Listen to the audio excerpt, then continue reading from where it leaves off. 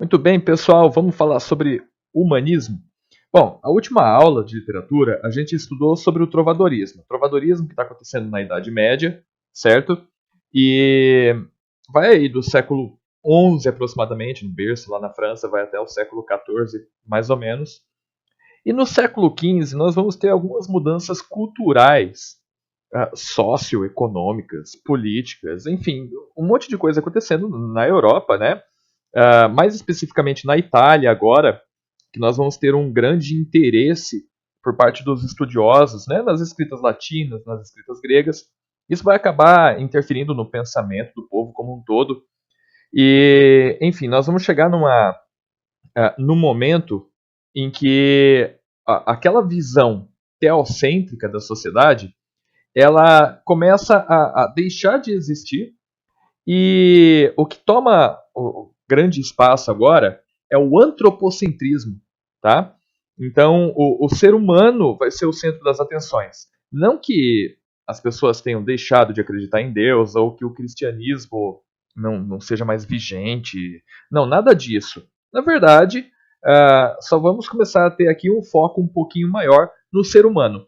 Por isso, o nome do movimento é humanismo, beleza? Século XV. Fechou? Então vamos lá.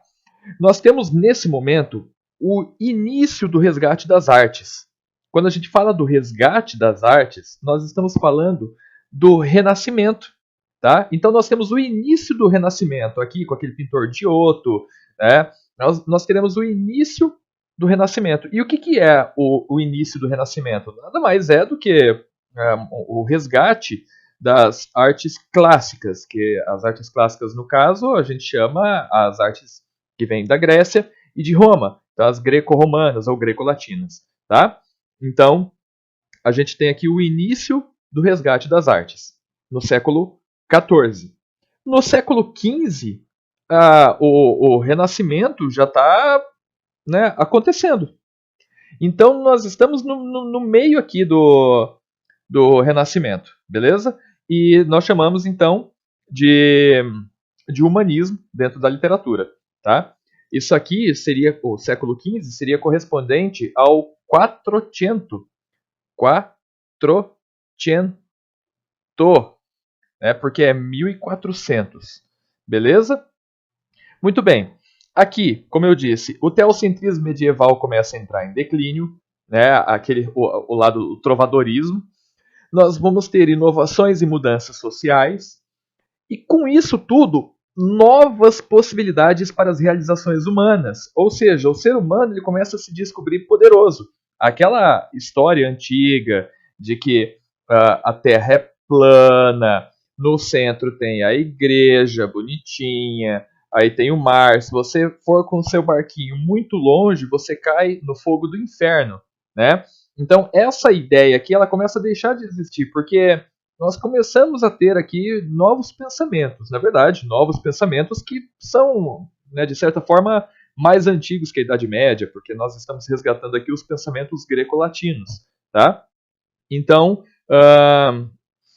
aquela ideia do teocentrismo, que tudo é respondido pela escolástica, ela começa a cair em desuso, tá? Começa a ser ridicularizada, beleza? Então a gente chama na literatura esse momento de humanismo ou pré-renascimento ou quatrocentismo na literatura, beleza? Bom, como eu disse, a escolástica começa a ser ridicularizada. E o que é a escolástica? A escolástica é uma filosofia da Igreja Católica e que tudo é respondido de acordo com a vontade de Deus. Então, por exemplo, se cai um raio, por que caiu um raio? Porque Deus quis. Se uma pessoa morre, por que essa pessoa morreu? Porque Deus quis. Não se ia em busca de uma explicação científica para absolutamente nada. Tá? E agora, a partir daqui, nós começamos a buscar um pouquinho. Claro, não vai ser aquela revolução científica nem nada do tipo, mas começamos a buscar um pouquinho dessa. Da resposta científica, de que a Terra talvez não seja mesmo plana, né?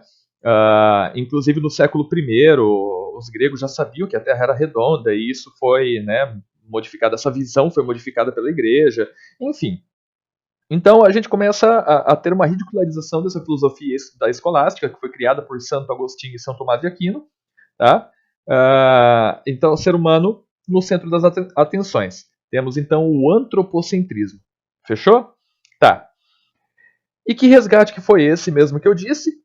O resgate dessa herança greco-latino-greco-romana. Nós vamos ter um novo código de ética, uma valorização da ciência e do ser humano. Tanto é que, se vocês notarem, a pintura dentro do Renascimento, dentro do humanismo, valoriza muito o corpo do ser humano. A musculatura, as curvas, valoriza demais o corpo, porque é o ser humano aqui como fonte de pesquisa. Beleza? O renascimento artístico, né, o renascimento cultural, o renascimento artístico, ele começa na Península Itálica, mais especificamente em Florença, tá? Ali com a pintura. Só que na literatura nós temos o Dante Alighieri, tá? Temos aqui o século XIV ainda, lá na Itália. A gente vai pensar em Portugal, mas aqui dando o início na Itália. Nós vamos ter o Dante Alighieri escrevendo uma obra chamada A Divina Comédia. Tá? É um longo poema, e esse poema é dividido em 3 partes. Uma das partes é chamada Inferno, que vocês devem já ter ouvido falar sobre o Inferno de Dante. Tá? Não é aquele filme do vulcão que quer matar um monte de gente, não. O Inferno de Dante é onde nós vamos ter uma história bastante cômica, claro, o nome é a Divina Comédia, mas é uma tragicomédia, tá? É uma tragicomédia. E essa tragicomédia apresenta pra gente como seria o inferno, tá? Nessa terceira parte. E a partir dessa representação do inferno, ele acaba por ridicularizar a igreja, não de forma assim ofensiva, mas de forma a questionar muitos dos fundamentos da igreja, tá? Tanto é que futuramente, lá no século XVI, em 1517, nós vamos ter a Reforma Protestante com Martinho Lutero, tá? Que é, claro, derivado desse renascimento artístico. Beleza? Muito bem. Olha só um trechinho aqui do Dante, da Divina Comédia, que ele diz assim: abre a mente ao que eu te revelo e retém bem o que eu te digo, pois não é ciência ouvir sem reter o que se escuta. Quando ele diz que não é ciência ouvir sem reter o que se escuta, ele está querendo dizer basicamente: você não produz ciência se você simplesmente ouve por um lado e deixa escapar pelo outro. Tá? Você tem que ouvir e assimilar aquilo que você está escutando. Por que ele diz isso? Porque vamos pensar o seguinte: as missas nesse momento elas eram rezadas todas em latim e não era todo mundo que sabia falar latim. O padre ele ficava de costa para todo mundo. Então os rituais ali, né, os ritos dentro da igreja, basicamente as pessoas estavam indo à igreja só para estar na igreja mesmo, porque elas não estavam entendendo absolutamente nada do que estava sendo dito, tá? Muito bem. E esse cara, o Dante, entre outros poetas como Petrarca e o Boccaccio, eles vão influenciar futuramente uma literatura que a gente vai chamar de classicismo, tá? Que o classicismo nada mais é que a literatura que acontece dentro do Alto-Renascimento. Beleza? A gente vai estudar o classicismo na próxima aula e a gente vai ver o quanto que influencia. Fechou? Então, resumindo aqui, nós temos o início do humanismo e do renascimento artístico ainda no século XIV na Península Itálica, ali em Florença. Teremos os primeiros manifestos humanistas ali na Itália e um novo modo de pensar. Beleza? Fechou? Isso então na Itália. Só que o que importa para a gente é o que acontece em Portugal. Ok? Muito bem. Então vamos pegar aqui o contexto português. O que estava acontecendo em Portugal? No século XV, em 1418, um tal de Fernão Lopes, ele é um guarda do reino e por não estar assim, né, tendo, digamos, muitas guerras ultimamente, ele acaba sendo destinado a cuidar de uma biblioteca chamada Biblioteca da Torre do Tombo, ou simplesmente Torre do Tombo, que era a biblioteca real, e ali ficavam todos os documentos oficiais da corte. Tá? Então ele se tornou o guardador-mor da Torre do Tombo, em 1418. ok? Em 1434, esse mesmo Fernão Lopes ele é destinado como cronista-mor do reino. Agora vamos entender o seguinte. Essas duas datas que eu coloquei aqui são os dois possíveis marcos iniciais do humanismo em Portugal. Possíveis. Por quê? Alguns historiadores dizem que a gente tem que considerar 1418, outros historiadores dizem 1434. Tá? Mas a gente não precisa gravar essas datas, é só para a gente se contextualizar aqui, a gente se integrar ao período. Mas vamos entender, o cara ele se tornou guardador-mor da Torre do Tombo. O que ele fez nesse período, enquanto ele foi esse guarda maior aí da biblioteca? Ele pegou todos os documentos do reino e começou a classificar cronologicamente. Tá? Todos os documentos, dos mais antigos aos mais novos. E isso criou uma cronologia na história de Portugal. Tá? Esse Fernão Lopes criou uma cronologia. Algumas lacunas, claro, acabaram existindo ali nesse processo, mas ele acabou preenchendo essas lacunas com histórias que ele ouvia do povo. Tá? Ele acabou por organizar tudo isso daí e por ele ter colocado tudo em ordem cronológica, o rei olhou para ele e falou: cara, legal, você vai ser o cronista-mor. Por que cronista? Porque ele colocou em ordem cronológica, tá? Ele colocou em ordem cronológica. Deixa eu apagar ele que ficou... Acabei borrando, né? Ele colocou em ordem cronológica toda essa história de Portugal. Cronista.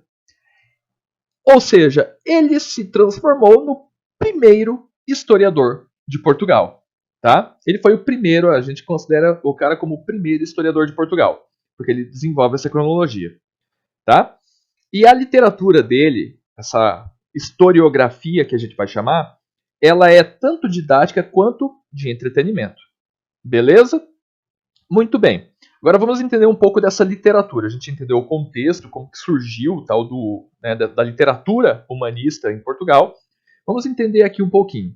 O trovadorismo tem, em maior parte de produção, poesia, né, com as cantigas. No humanismo, a maior parte vai ser prosa. Quer dizer que não existe poesia? Existe. Tanto é que a obra mais importante desse momento é uma poesia. Só que a gente está falando em quantidade produzida. E a maior quantidade produzida foi a prosa e foi a do Fernão Lopes.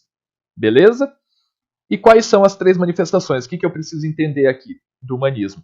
Nós temos três tipos de literatura sendo desenvolvida. A crônica histórica, que é a de Fernão Lopes, ou eu posso chamar aqui também de historiografia. Historiografia. Fechou?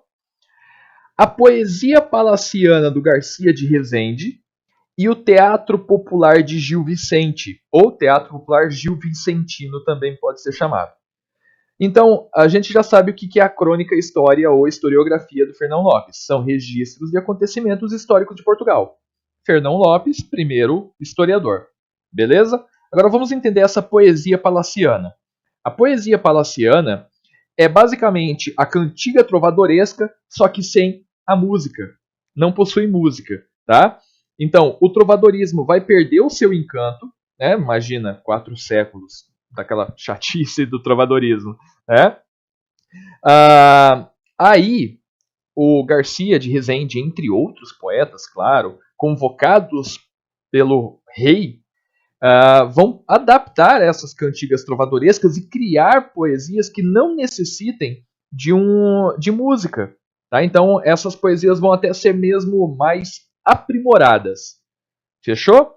São poesias produzidas nos palácios, por isso poesia palaciana, ou seja, todo mundo contratado pelo rei aqui. Tá?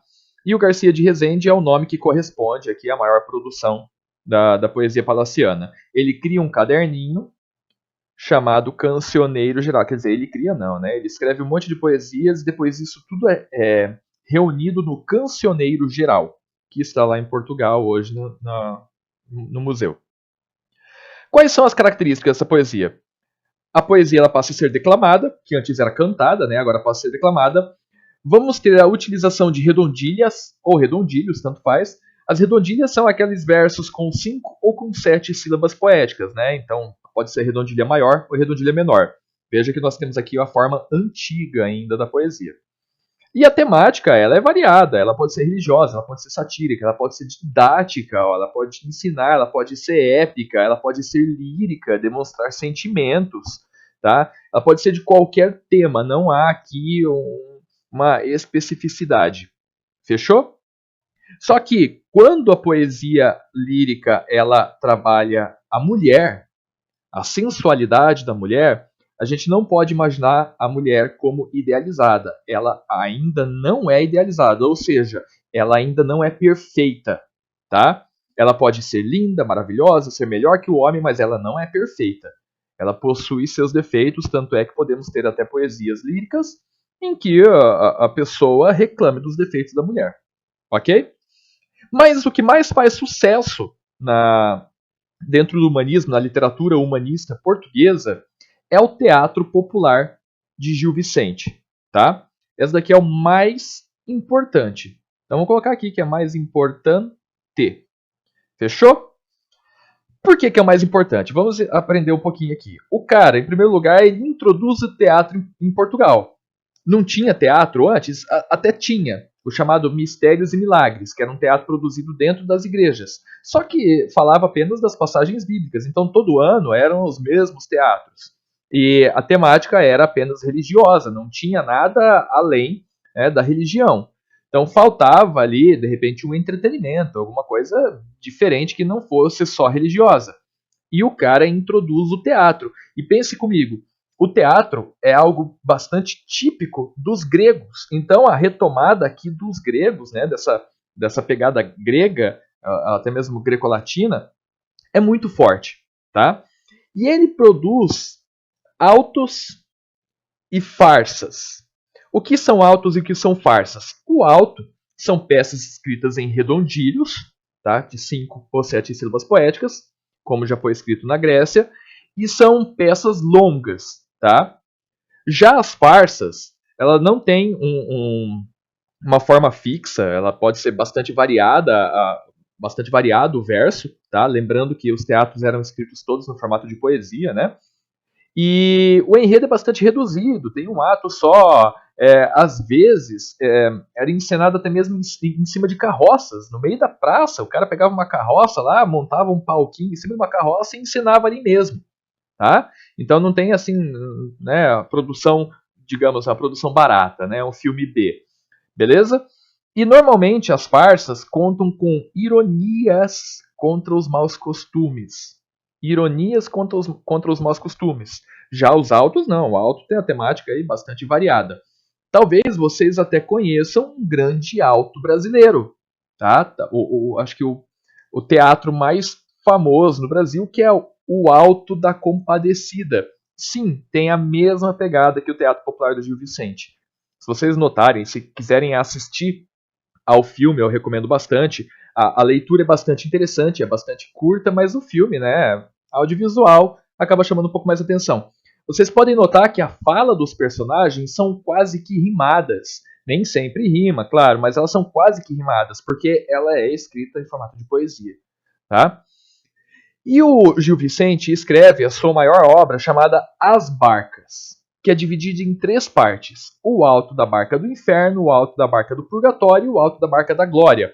Na verdade, o Alto da Barca do Purgatório, até coloquei um asterisco aqui, não temos certeza se quem escreveu foi mesmo Gil Vicente. Tá? Tudo indica que sim.